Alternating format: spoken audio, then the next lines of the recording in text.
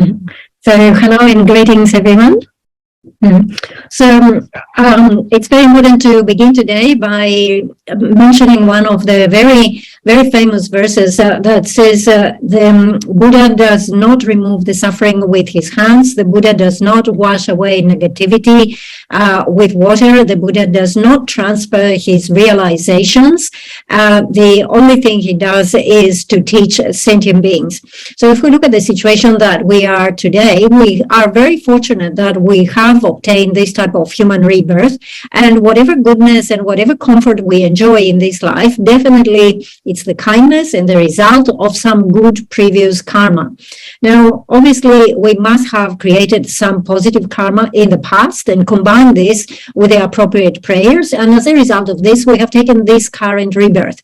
If we look at our situation, we are not 100% happy. However, we enjoy a certain level of happiness. We are not oppressed by suffering. We have certain wealth. We have certain intelligence, certain capability. You know, we are doing all right. So it's important to understand that all of this is the result of our previous karma. Now, when the Buddha reached the state of enlightenment, when he became an enlightened being, from that point onwards, he just engaged in teachings, such as teachings the Four Noble Truths, talking about teaching the view of emptiness, teaching about bodhicitta, and so forth, solely for the purpose of benefiting sentient beings. All right. It is quite possible that some people might think that, look, you know, here I am, for example, I am sick, I am suffering, I am a cripple or whatever, and the Buddha has so much power. Isn't it possible for the Buddha to just remove my sickness? But remember the first line of the verse, it says that the Buddha does not remove our suffering, you know, reaching out with his hand and remove our suffering. It doesn't work this way. There's some people who think, look, the Buddha has reached the state of omniscience, has unlimited powers. If I am poor, if I ask for some money, why wouldn't the Buddha give me money? Or, for example, if I'm in need of something, what the Buddha is capable of providing, why he doesn't provide? Because remember, the second line says that the Buddha does not wash away our negativity, our negative karma, with the same way that we wash clothes in water, right? So, you know, these days we have amazing laundry powders with enzymes that can remove everything. But this is not the role of the Buddha. The Buddha is not there to wash away our negativity. The Buddha is here to teach the Dharma, so exactly according to the capacity, the predispositions, the intelligence of different disciples, so that all of us can abandon our afflictions and the imprints of these afflictions. Right, and the whole reason why he's doing this is so that progressively we can move along the path. So first of all, we expose ourselves to listening to those teachings, then we have to contemplate, then we have to meditate, and the more we go through this process, the more we improve our mind, the better we become, right? So this is how we will obtain this release from the suffering of cyclic existence, right? Someone might think, look, I'm not very intelligent, I'm a bit dull. If I pray to the Buddha, will the Buddha give me some of his qualities, some of his realizations? Can he just transfer some of what he has? But remember, the third line says the Buddha does not transfer his realizations. So then what is the role of the Buddha? We say the Buddha is the teacher. The Buddha is the one who will indicate the path to us. He will say, do this, do not do that. So he just indicates to us what to do. But then from that point onwards, what we practice, how we practice, where we end up, 99% of that rests upon us. It's our own responsibility. It is like, for example, if you are new in Singapore and you don't know where to go somewhere and you ask for directions and some kind person says, oh, you go down the street and then down the street and there you will find what you're looking, right? So the Buddha is like this. He will give you direction, but it's up for you to cover this distance. So we know that the Buddha has reached the state of enlightenment and has given a lot of teachings. The teachings are not really there for the sake of benefiting advanced bodhisattvas and so forth. They are for the sake of benefiting ordinary sentient beings, the ones who are like us, who are toiling and suffering every day. Now, we say that we have obtained a good human rebirth. Okay. However, although we have obtained this good human rebirth, it's important to understand that we have not achieved a state of complete and perfect happiness. The question is, how did we obtain this precious human rebirth? What's the purpose and what's the cause? How did we obtain that thing? So we have to understand that this present rebirth is the result of virtuous karma and imprints that we created in past lifetimes, and then we combined all this with the right type of prayers. But how did we even create that karma, that positive karma that results in this type of rebirth? Well, we created that karma through receiving the blessing that is the enlightened activity of the Buddha. So this is how we end up in this situation. So it's important to ask this question: where did I come from? How did I obtain this present rebirth?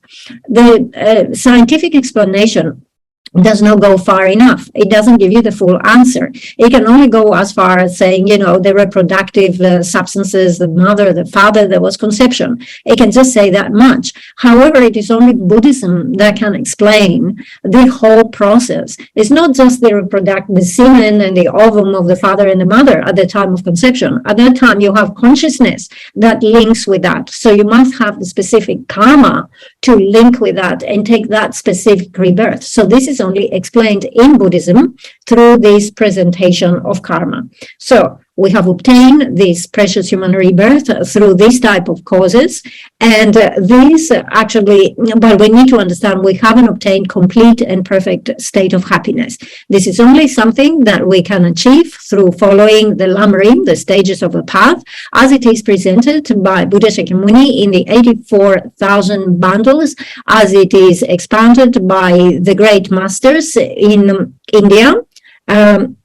And as it is summarized in the three principal aspects of the path of renunciation, bodhicitta, and correct view.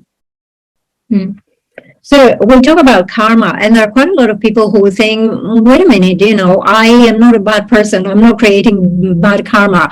I don't steal. I don't lie. I haven't killed anyone. I have no intention of doing those things. I'm not creating karma. However, you have to understand that karma is very subtle and very quick. Within a second, we have the capacity to accumulate and create thousands of karmic imprints. A very simple example, you walk down the street, right? You think, I'm not creating any karma here. You walk down the street and someone is coming the other direction. And when that person comes close to you, you start thinking, oh, what a rude person. They didn't step aside. They didn't give me a rite of passage, right? So just that thought alone creates karma at this point. The presentation of the law of cause and effect is extremely important. It's important in terms of understanding what we have in this life, but very important in terms of what will happen in our next life and the life after that, and again after that. So we talk about karma, positive karma, and you know, some people might think that you accumulate positive karma if you make extensive offerings, if you make many prostrations, if you go into pilgrimage and visit holy sites and so forth.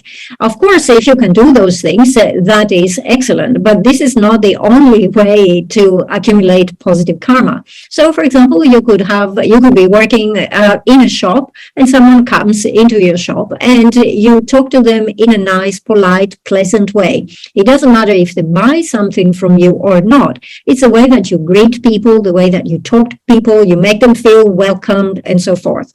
Or you meet someone who is oppressed, depressed, maybe the person is ill and so forth, and you talk to them in a gentle, kind way, and that has a gentle effect on their mind. Okay, so all of this is examples of positive karma. Or you walk down the street and you accommodate other people who walk on the pavement next to you. You give way or you greet people in a polite way and so forth. All of this is opportunity for virtuous karma. So it's very important to conform with society. We live in society. So the way that we interact with other people whether we benefit them or whether we harm them, all of this becomes part of our practice, right? So benefiting other people become our Lam Rim training, it becomes our Lojong training, it becomes the training according to the teachings of the great masters in India and so forth. So it makes a big difference, right? If you can cultivate familiarity with these thoughts, you think about Lojong, you think about bodhicitta, you think about great compassion, you bring into mind the deeds of the Buddha, and so on and so forth. You know, all of this makes a big difference in terms of accumulating. It becomes part of your practice and your accumulation. So yesterday we started by giving a short introduction into the Lam Rim, the graduated stages to the path to enlightenment. And as we say, this is a presentation that consolidates and contains all the teachings that the Buddha gave in the 84,000 bundles of teachings. So it's a condensed presentation, and because it is shortened in this way, it makes it quite easy for us to put into practice. Now, when we talk about the Lam Rim text, there are many Lam Rim texts. So we have what is known as the 8 great Lam Rim texts, and then we have 18 major commentaries, or the 8 main Lam Rims and the 18 secondary Lam Rim texts. Now, from those 8 main Lam Rim texts, some are quite extensive. So, for example, when we talk about extensive Lam Rim texts, they can run into 600, 800 pages. So it takes quite a lot of commitment to engage a text like this. So it is not appropriate here for this group of students. You're all very busy and you do not want to engage such a long text. However, it is very important to make the prayers that in your next life, you will have the opportunity to fully study the long Lam Rim text with leisure.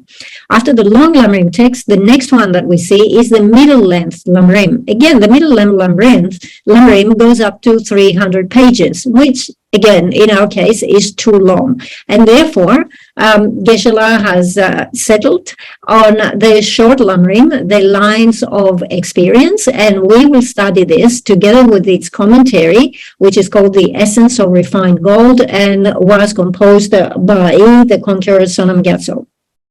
Okay, so Geshe was saying, you know, I think this way, but not just me. I think everyone should think like this. I'm attending this class here, and in this class, we will study Je Rinpoche's lines of experience and the commentary by the conqueror Sonam Gyatso. So I will try to learn and understand as much as possible and place the best possible imprints in my mind in this class. So please set your motivation like this, your goal like this. Okay, so the most important thing is really 4 elements, because this is the practice of the stages of the path to enlightenment. All right, so these 4 words, we have enlightenment, keep that in your mind, we have path, we have stages, and we have practice. Okay, training in those stages of the path to enlightenment, these 4 words. Okay, so it is that is at the beginning of the text, and it is important to understand what we will explain. So we will explain the training in the stages of the path to enlightenment. So we say one of the 4 key words is the word for enlightenment. Okay, so when we talk about Buddhahood or enlightenment, this is the ultimate future goal that we set for ourselves, right? So Buddhahood does not refer to Buddha alone, and it's not exclusively something that the Buddha has obtained. There is no reason whatsoever why we should not obtain enlightenment. If we train in a proper way, if we follow that path, if we build up our accumulation, if we are diligent with our purification, similarly, we will progress along the 5 paths, we will progress along the 10 grounds and develop all these qualities. So this final object of obtainment is the final goal, and it's something that we can achieve, anyone can achieve. Okay, so let's look at the etymology. In Tibetan, enlightenment is a word that is made out of 2 words, or 2 syllables. The first one is jang. Jang means to purify. So it refers to purifying all our obscurations. So afflictive obscurations, knowledge obscurations, their imprints, everything. So our ignorance, our hatred, our anger, our wrong views, all of those things, we can purify them, we can remove them.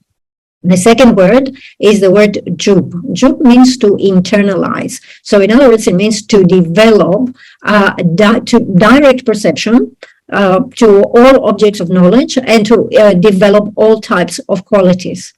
So this is what we're talking about. That's the final aim. Remove all negativities and obscurations and develop every kind of quality.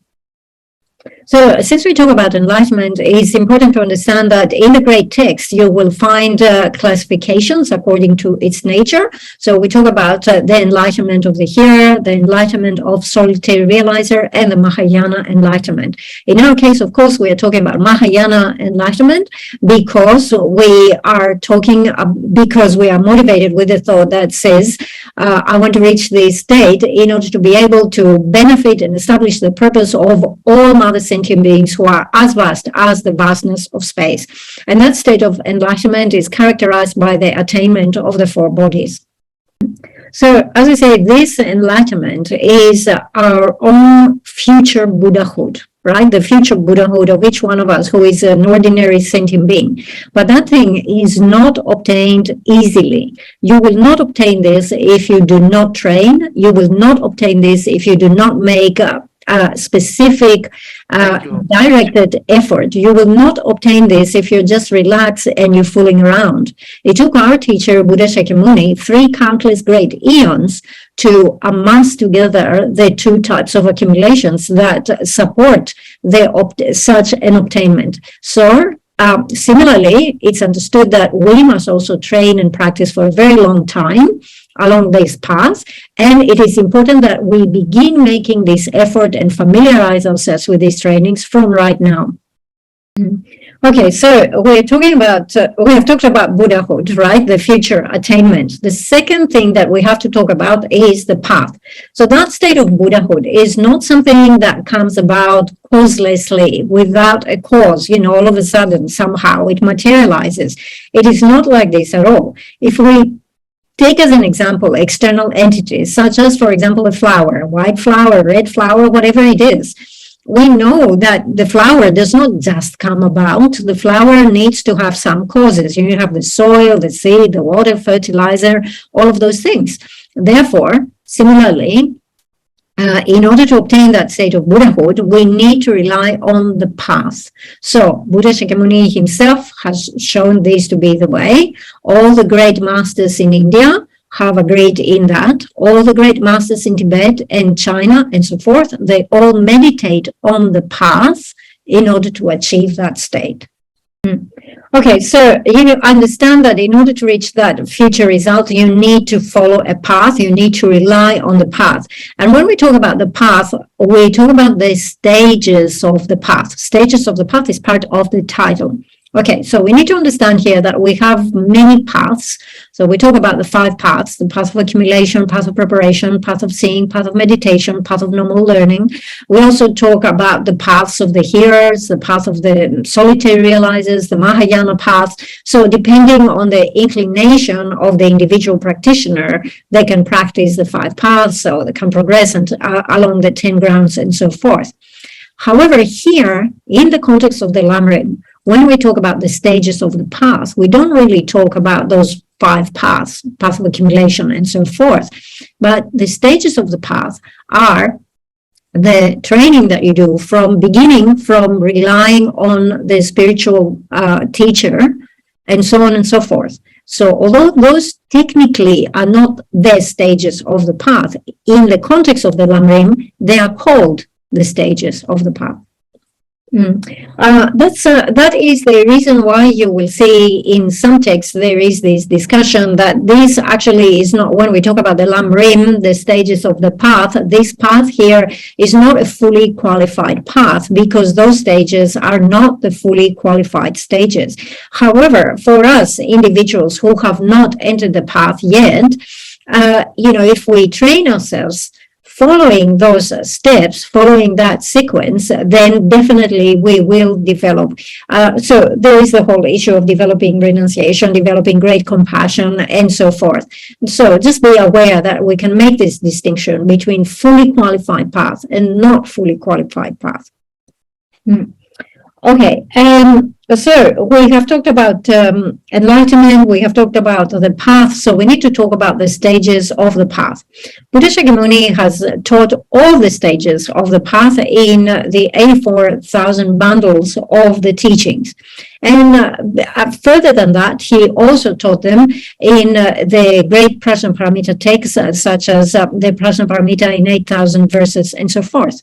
However, if we were to read like one of the Prajnaparamita texts, we would not understand a single thing. Why is this the case?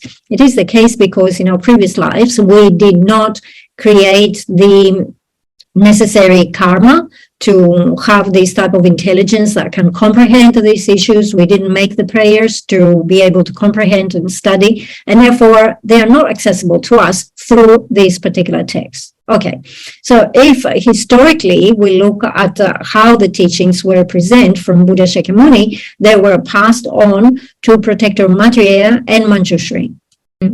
Okay, so we see that Protector Maitreya actually composed the Ornament of Realization, which distills all the aspects of method, of how to generate bodhicitta and great compassion and the trainings of the bodhisattvas and so forth, includes all the realizations and the transmissions of the Buddha. Also, we see that the Protector Manjushri took the lineage of profound view of the emptiness, and that was passed down to Master Nagarjuna, who composed the 6 treatises on logic. Okay, why do we have these further compositions? We have these further compositions because it became apparent that beings of future generations will not be able to comprehend the meaning of the Prajnaparamita text, and therefore they would need other more consolidating texts. This is how the Ornament of Realization was composed, and this is how the 6 treatises on logic were composed. So we are actually talking, we are in the section where we are explaining the stages of the path, and we want to show that we have an uninterrupted lineage of the instruction that originates and descends from Buddha Shakyamuni down. So it's very interesting to see that the Buddha passed the instructions to Manjushri and Maitreya. Now, Buddha Shakyamuni had many qualified disciples. So the 16 arhats were followers of the Buddha. Shariputra was a follower of the Buddha. Moggallana was a follower of the Buddha. And these disciples were following, like they were with the Buddha all the time. However, we see that the Buddha didn't give them the full line of instructions, but he passed on the teachings and the instructions to Maitreya and Manjushri for the sake of composing these texts for future disciples. So we see that all the instructions that of the path of the entire path of the Prajnaparamitas was passed from Buddha Shakyamuni down to Protector Maitreya. Protector Maitreya then passed them to Master Asanga, and then we see from Master Asanga they were passed down to Haribhadra, to Sir Limpa, to Atisha, and eventually to Je Rinpoche. And of course, in between these names that we mentioned, there were others. And we see that we have this uninterrupted lineage of all the instructions of the lineage of extensive deeds. So it's very important here to discuss the lineage because we talk about the stages of the path. So what is the lineage of those stages of the path? We can trace it back all the way to Buddha Shakyamuni, and we say from Buddha Shakyamuni to Protector Maitreya, from Protector Maitreya to Master Asanga, Haribhadra, Je Rinpoche. From there, it went to the Sakya, the Kagyu, the Gelug lamas, and it has come all the way to us, bringing this uninterrupted lineage of blessings. So it's very important to understand that we have these blessings.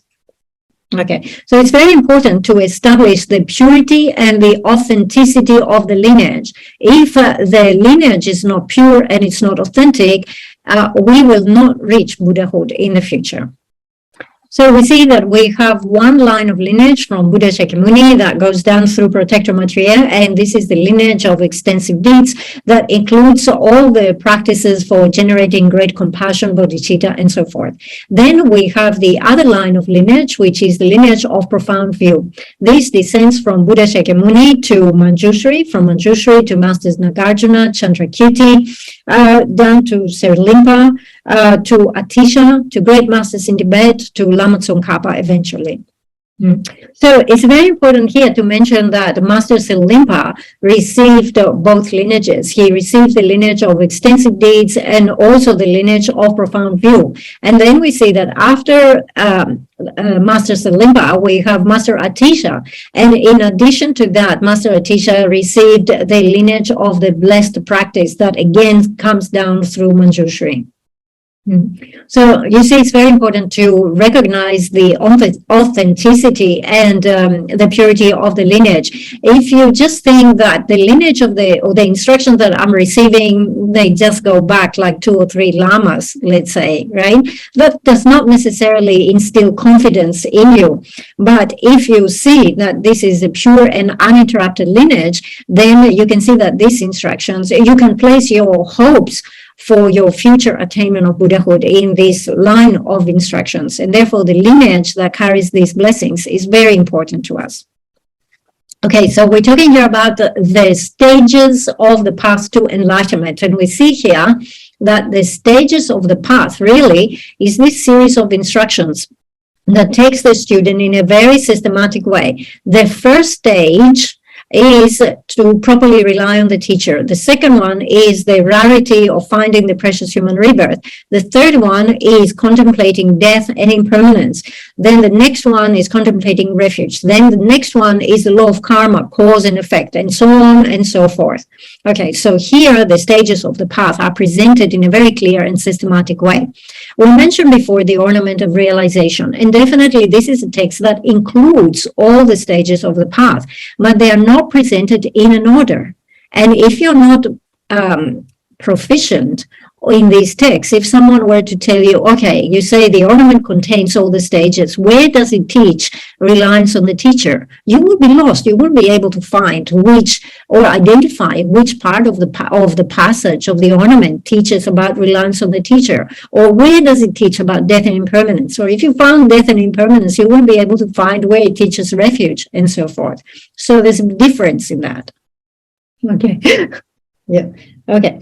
So the thing is that the instruction that we have here of those stages to the path are very easy for us, very easy to see, to recognize, to put into practice. So we give the example here of a little kid that begins going to school, and we know that the education is organized in a very systematic way. They will go to preschool, then they will go into class 1, second class, third class, fourth class, and so forth. And year after year, they will build up on their education. So it is like this. It's a practice. It is presented in a way that is easy for us to train and put all those things into practice. So this is how we are looking at this type of text. They're called the Lam Rim text, or the stages of the path. We have 3 texts by Lam Tsongkhapa, the extensive, the middling, and the short. Here we will be focusing on the short one, plus the commentary from the 3rd Dalai Lama Son Gyatso. And there is another commentary by another Lam Rim by the 5th Dalai Lama. Okay, so now hearing that there is so many Lam Rim texts, one might wonder why do we have to have that many Lam Rim texts? Couldn't we just have one Lam Rim text? Or if there are so many, which one should I be looking at? Okay, so it is like this. The Buddha taught the Prajnaparamita text, but we cannot understand the Prajnaparamita text. And therefore, Protector Maitreya composed the ornament. Then again, the ornament is a text that is difficult to understand. So we see that we have other texts composed that are, in a sense, they are commentaries to the ornament, trying to explain the meaning of the ornament. So you see that you have Master Sangha composing the 5 bhumis and so on and so forth, the presentation of those texts. But for some, even those texts are very difficult. And this is why we have Master Atisha composing the Lamp to the Path. For those who cannot understand the Lamp of the Path, Lam Tsongkhapa came and started composing Lam Rim. First of all, he composed the extensive Lam Rim, but for some that was too much, and therefore he had to compose the middle-length Lam Rim. For those who could not understand the middle-length Lam Rim, eventually he had to compose the short Lam Rim. This one, the lines of experience.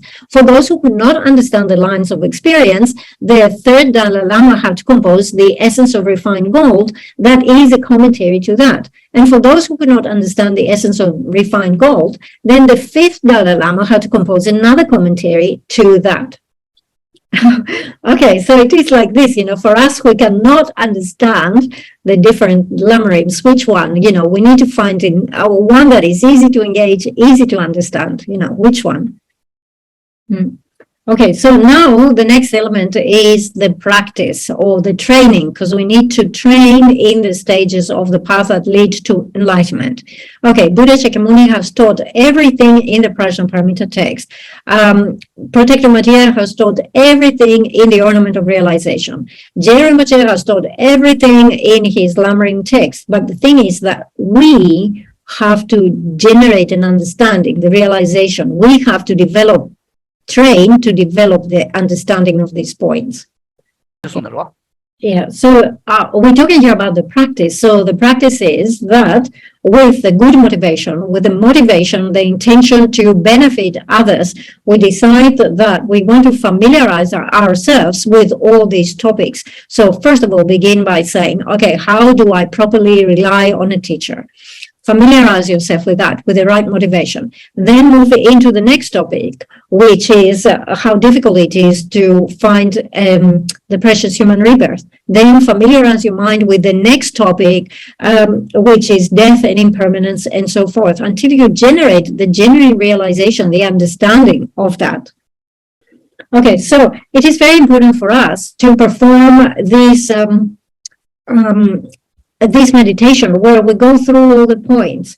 So we go through all the points and we say, okay, the stages is number one, this, then this, then this, then this, then this. So just familiarize ourselves with the sequence of all those stages of the practice. And by doing this, this is meditation. This is actual practice. This is what we have to do. So when you go home, it's almost like a revision meditation. Okay, so we will start with the text, the Song of Spiritual Experience, which, as the title indicates here, this is a song composed or verses composed by Lama Tsongkhapa out of his own spiritual experience. Means he meditated, he had the experience and composed this. So the text begins with an expression of praise. So Je Rinpoche pays homage to Buddha Shakyamuni. So this is something which is customary when someone has done important deeds, greatly beneficial deeds, and so forth. We praise that individual. This is what happens here with Lama Tsongkhapa praising the Buddha. So the first verse, your body is created from 1 billion perfect factors of goodness. Your speech fulfills the yearnings of countless sentient beings. Your mind perceives all objects of knowledge exactly as they are. O chief of Sakya clan, I bow my head to you. So you can see Lama Tsongkhapa with full devotion and total respect pays homage to the qualities of body, speech, and mind of the Buddha. Now, this is actually a very important verse because whatever you see in the first line can be applied in the second and third line and vice versa. So the first line says, body is created from 1 billion perfect factors of goodness. But this one that says created by 1 billion perfect factors of goodness, you can apply to the speech. You can say your speech is created from 1 billion perfect factors of goodness. Also, you'd say the mind is created by 1 billion perfect factors of goodness. Then we see in the second line that says the speech fulfills the yearnings of countless sentient beings. But this is applicable also to the body and to the mind. And for the mind, it says the mind perceives all objects of knowledge exactly as they are. But this is applicable also to the body and the speech. So this is an exceptional verse here. So the last line of the verse says, "O chief of Sakya clan, I bow my head to you." So we see Lama Tsongkhapa actually prostrates or pays homage by bowing his head to Buddha Shakyamuni. Why? Because Buddha has the speech that fulfills the yearnings of countless sentient beings, right? So those who are becoming enlightened now, those who will become enlightened in the future, they will all fulfill their wishes or find the path by following the instruction that was given by Buddha Shakyamuni. So for this reason, Lama Tsongkhapa pays homage to him. So there is praise here in different ways towards the Buddha. The first one, it says, body created from a billion perfect factors of goodness. So this shows that the Buddha is established from perfect causes. Then it says, a speech that fulfills the yearning of countless sentient beings. And this actually shows the perfect result that came from that. And the third line that says, the mind perceives all object of knowledge exactly as they are, is the perfect nature. So there is homage here in terms of the perfect cause, the perfect result, the perfect nature of the Buddha. Especially the second line that talks about the speech that fulfills the yearning of countless sentient beings. This refers here to the uniqueness of the Buddhist teachings. This message, the core message of the Buddha, that we need to generate great compassion, we need to generate bodhicitta, we need to benefit other sentient beings at all costs, that this is the ultimate training. This is the unique teaching that was not given by Muslims, was not given by Christianity, was not given by any other religious teacher or any other, any other group or teacher. So it is unique. And as it says here, it fulfills the hopes, the yearnings of all sentient beings. So the speech of the Buddha has incredible blessing and power. If, let's say, we have an audience of 10,000 people, each one of those 10,000 people is an individual that has different needs. But the speech of the Buddha completely fulfills all the wishes and all the needs. It helps them to establish virtue, to purify their negativity, and lead them perfectly. Although they are diverse, they are individuals. So the fact that the speech of the Buddha is so effective is it's not by accident. So the Buddha is not guessing. This is not guesswork. The Buddha is able to teach exactly according to the predispositions, the capacity, the needs of each and every individual sentient being. And the reason for that is because he has abandoned all knowledge obscurations. Having abandoned this, he can perfectly see exactly what is the need and the predisposition of each single individual. So this is expressed by the third line that says, your mind perceives all object of knowledge exactly as they are. So having seen exactly what is the need of each individual, the Buddha will teach accordingly. To those who need to hear that there is a self, the Buddha will say there is a self. To those who need to hear about selflessness, he will teach selflessness. To those who need to hear about emptiness, he will teach emptiness, and so forth.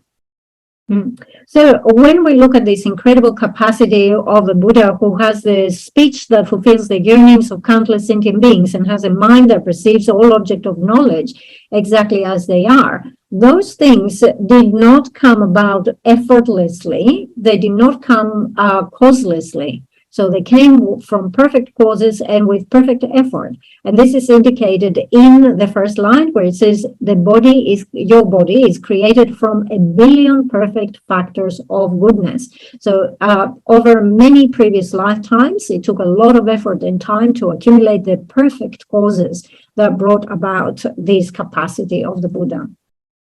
Okay, so the expression here, perfect factors of goodness, actually refer to the causes that were accumulated. It talks about billion of those, so they were accumulated over 3 countless great eons. So this first line indicates how the Buddha established the causes, perfect causes for enlightenment. And it talks about the body in singular, but we know that at the state of Buddhahood, we have 4 bodies that are established. We have the form body, the emanation body, the enjoyment body, the nature body, and the Dharma body.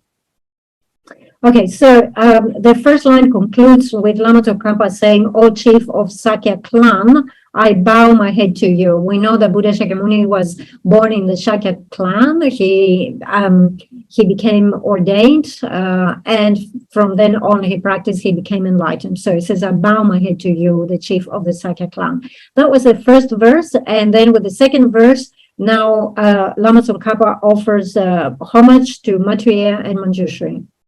Okay, so it begins by saying, you are the most excellent sons of such a peerless teacher. So it describes Buddha Shakyamuni as being the peerless teacher. Peerless here means no one can match you, right? You are unmatched.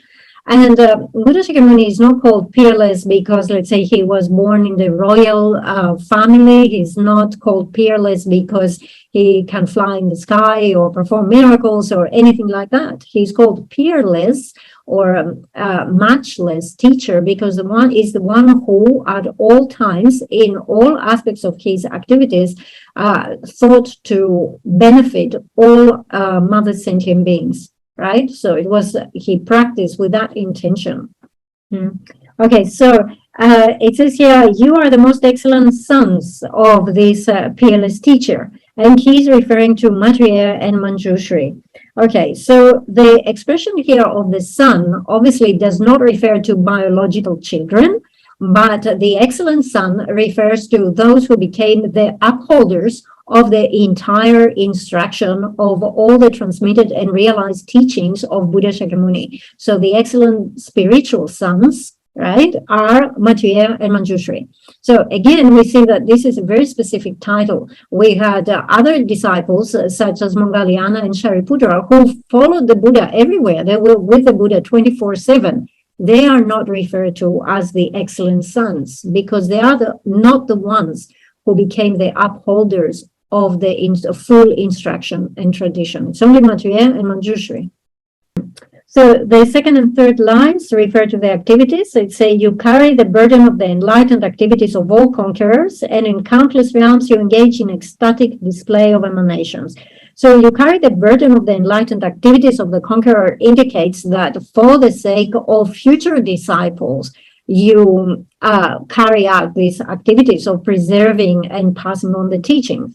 And the other line that talks about emanations is because we have to understand that, again, for the sake of disciples, according to what is appropriate, Maitreya and Manjushri will appear as human beings, as ordained, as deities, and so forth, in order to carry on in teaching, pass on the lineage of the teachings, all the teachings presented by the Buddha in the 84,000 bundles. So we see Lama Tsongkhapa in the first verse pays homage to Buddha Shakyamuni. In the second verse, he pays homage to the spiritual sons, Maitreya and Manjushri. And in the third verse, he's paying homage to two human beings, Nagarjuna and Asanga. And the reason why he does this is because Nagarjuna and Asanga are the great masters who clarified and settled the view. So difficult to fathom is the mother of the conquerors. You who unravel its contents as it is are the jewels of the world, hailed with renown through the three realms. O Nagarjuna and Asanga, I pay homage to you. Okay, so we are coming, we're wrapping up this session. So we're going to stop with the presentation here. What to keep in mind is we talked about Buddhahood, we talked about the path, we talked about the stages of the path, and we talked about training in the stages of the path. So please keep these four words and what they indicate very clearly in your mind, and think that the future object of my attainment is Buddhahood for the sake of benefiting other sentient beings, and keep contemplating that, I have to train, and there are stages in the path that will lead me there, and this is necessary. Okay, so this is how we wrap up the presentation here, but we have some time for questions and answers. Yesterday, we didn't have the opportunity for any questions, but we can do this today. So feel free to ask any questions.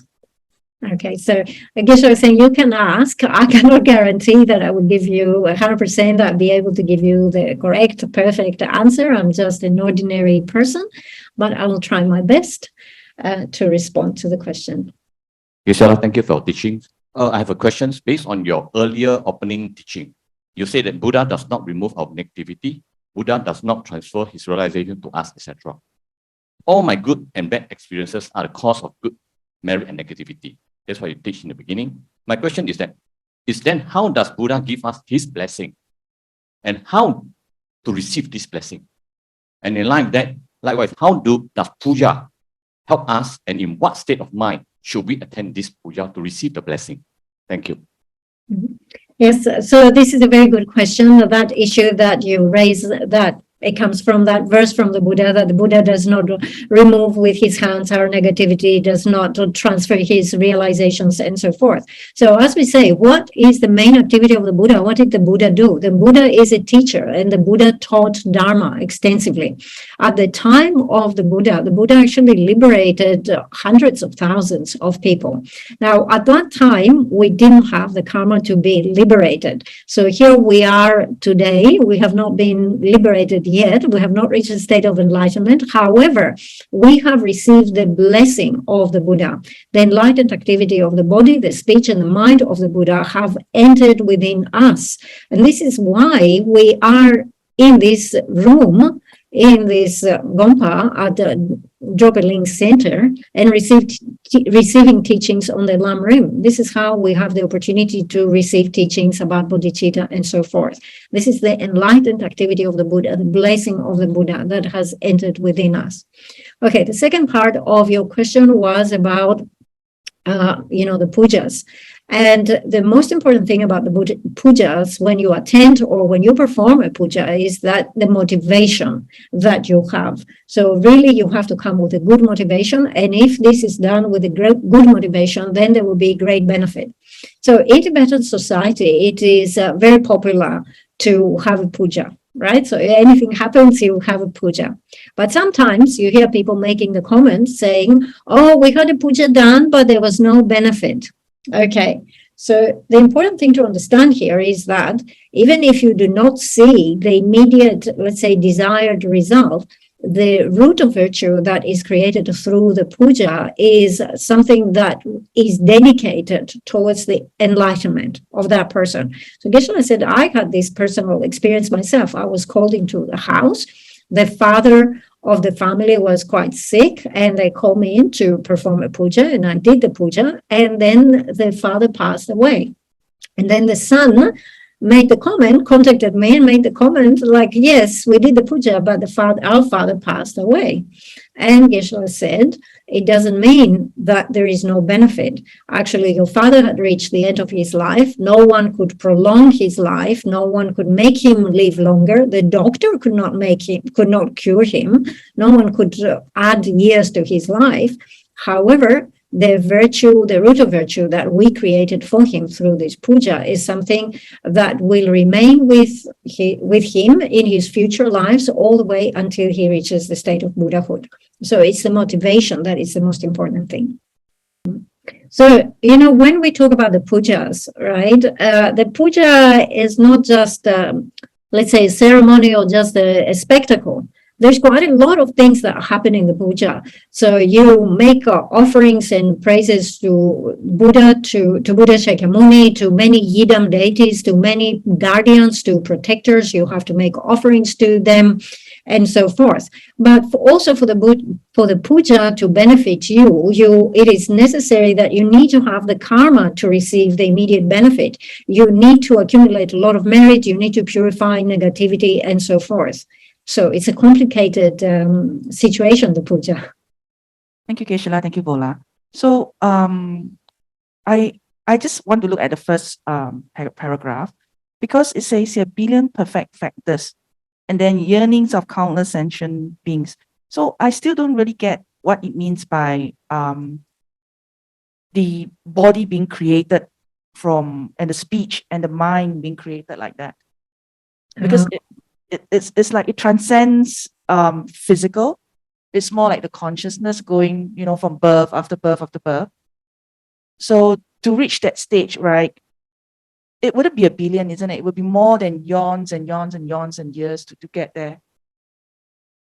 Yes. So kind of difficult to think about that kind of that length of time to reach to this first paragraph, to have to have Buddha coming to give this type of teachings. Okay, yeah. So in the translation and in the Tibetan, it's faithful. You know, it says the body that is created from billion causes, billion perfect factors of goodness, right? So it's not just 1 billion. So the word billion here is just an indication of a very large number. We mentioned that it takes 3 countless great eons to accumulate the merit. And in this expression, countless means, it's unfathomable how long it will take to accumulate this type of merit. Yes? Does that answer your question? Okay. Yeah, the billion is like a figure of speech. It's Yeah. not really like a fixed number. Yes, it's not a If fixed you- number. Yes, Okay. it's figurative. Yes. Okay, thank you. So it's very good actually to have this time for questions, because one person's question helps other people in the audience to clarify their doubt or, some unclarity, some misunderstanding. And that's why in the great monasteries, there is this debate session, and the debate session, benefits everyone who attends. So the questions here, one person or 2 person ask a question, everyone benefits. Is there one more question? I have a question. Thank you, Geshe, for the teaching. I have a question with regard to the homework. So when we go back home and we start to recall and reflect on the teaching today, the meditation part is kind of difficult. So maybe, when we talk about the course and how we want to get the result of this teaching. So can Geshe help me to try and meditate on this until my next class so that I can become a bit smarter? Thank you. All right. Okay. So, of course, when we talk about meditation, there are different types of meditation. Okay. What it will be very useful is to go home and reflect. All right, what happened? How do we receive these instructions? The Buddha Shakyamuni taught all these extensive teachings, the 84,000 bundles of teachings, and this whole series of instructions passed into Protector Maitreya. From Maitreya, it passed down to Asanga. So what sort of instruction passed to Maitreya? What sort of instruction passed to Asanga? What did they teach? Why did they compose these texts? They composed those texts to benefit sentient beings, to help others reach the state of Buddhahood, isn't it? So I am talking here about reaching the state of Buddhahood. There is a certain path I have to follow. There are stages in the path, and it begins with properly relying on the spiritual teacher. So what's a spiritual teacher, and how do I have to properly rely on him or her? And then the second subject is the rarity of finding a precious human rebirth. Here I am. I have a precious human rebirth. I'm intelligent. All the organs, all the senses are working. Everything is fine with me. How did I obtain this type of existence, this type of rebirth? Where does it come from? And so forth. So just contemplate, even though we have not gone into the actual details, but just contemplate in this way. So as we say, there are different ways, different types of meditation. Often we talk about meditating on emptiness, meditating on impermanence, in which case you will have to do analytical meditation, you have to do placement meditation. So we have different types of meditation, but just reflecting and revising what we said here, like we have a descent of lineage. What type of lineage, what type of instructions came down from the Buddha, and why did it came down? Why was it passed on, and so forth? So we talk about the training in the stages of the path to enlightenment. We talk about Buddhahood. So how is Buddhahood obtained? How did the Buddha do it? What did he have to do to amass all this merit and wisdom over 3 countless great eons? And whatever he did, may I be able to train in the same way, to obtain the same results. So thinking along this way is meditation. Okay, so a lot of people really have this idea that when we talk about meditation, we're talking about this very strict, let's say, concentration activity where you have to sit cross-legged straight and do. And actually, this is the description that we have in the classical text in the context of describing how you develop calm abiding and special insight. So in that case, if you want to develop calm abiding, special insight, first of all, you have to do analytical meditation. And then once you find certainty, you have to develop placement meditation, which is single-pointed attention without being distracted at all. Okay, so these are specific formal instructions for specific types of meditation. But here, what we want to do is to go home and do a revision. Okay, so today in the class, he said this, and then that, and then that, and then that. So this is a case of analytical meditation. Okay, one more question? Okay, sure. Earlier, in the previous question, right? It takes about 3 aeons for Buddha Shakyamuni to attain that body. But then there are also some practices like that says that one can attain enlightenment in like 7 lifetimes or such. Sorry, can you speak up? It seems that one can achieve enlightenment in... Yeah, there are certain practices that one can achieve enlightenment in like 7 lifetime or short period. Yeah. Those are HYT practices, right? It's a bit hard to contemplate between this because one speaks about 3 to 4 aeons to achieve that body, whereas the other one speaks about only a few lifetime. So it would be really, really appreciated if Geshe can share more about this. Yes. Okay. Yeah. So we give an example of our teacher Buddha Shakyamuni that achieved the state of enlightenment in through accumulation that lasted for 3 countless great eons. But it is possible that you can do it in a shortened time. You can do it in 1 countless great eon, or you can do it in 14 lifetimes or 7 lifetimes. If, for example, you follow the path of Tantra and you are a special individual. A special individual means someone who is very dedicated with special faculties, special interest, practicing extremely hard special paths of Tantra, that it is possible to actualize the results in much shorter period of time.